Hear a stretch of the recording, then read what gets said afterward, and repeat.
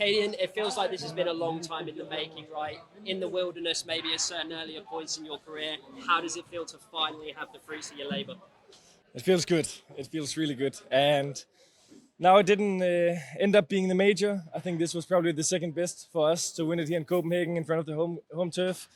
And it's been a long ride for me as an individual. It's been a long ride for us as a team with positive trend, always getting better and better. But there's always been that phase. It's always been that Navi, always been that team that had that extra gear, which we didn't. And to see our practice, our effort paying off, that's just like exactly how I hoped it would end up being. How much do you think Yabi is responsible for that extra gear? He's the new man, he's that special little piece. What has he brought to the team? He has a huge part, but I also think, also the other ones has become better. Because if we look at the first tournaments as well with Yabi, I said it multiple times, it's not his fault. We, as the four others, who is the core, also needs to live up to some higher expectations. We've been playing together for a longer time. But what Yabi does is he is not afraid of, in the right moment, of taking the initiative, saying, let's go here, let's do this, where that's something we've needed. Because sometimes if I'm on the other part of the map, or Stavn is, or someone is not feeling the information, he will take that initiative. And with the way we play, the heroic way of playing Counter-Strike, that's all about decision-making and initiative, so he fits right in. A lot of people have said historically that maybe you're not an AWPer that people can win trophies with. What do you have to say to those people?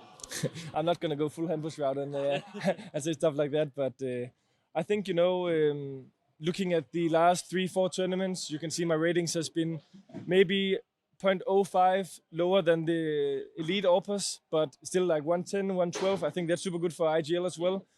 If you look at the gap between like rifling IGLs, which is like 0.90 or something, then I have a plus 0.20 gap, which my rifle players can kind of suffer a little bit from, So, I've done it. And I think also, I'm proving through better and better results that the style of calling, the way of thinking Counter-Strike is super efficient. So, do you still have enough energy to celebrate tonight? And Yabi said he was ready to take some drinks. So are you ready to? Yeah, you'll see me to 7 a.m. in the morning. I promise you that much. So I have one question. So I'm a French journalist and I came here to do a story on esports in Denmark. Would you say that Denmark is a good place to be an esports player? Is there a favorable ecosystem? Yeah, there's a really good ecosystem. I think there's a lot of elder players who's teaching the younger ones who, when they don't have the level to play Elite CS, they'll become coaches or even IGL in lower divisions. And also, Denmark is taking it to the schools as well, so there's plenty of good opportunities in Denmark. Mirage, very close man on key. You're quite a young and inexperienced team outside you. What's the atmosphere like? Was there a lot of heartbeats racing and a lot of nerves? What's going on? Yeah, I think I learned throughout my losses in my career now that panicking when things get like a little bit out of hand is not a good idea. So also when we were down 0-5 and overpass on arguably the hardest T side of the game, and we didn't get more than 2 or 3 kills in those 5 rounds, I still said, guys, calm down.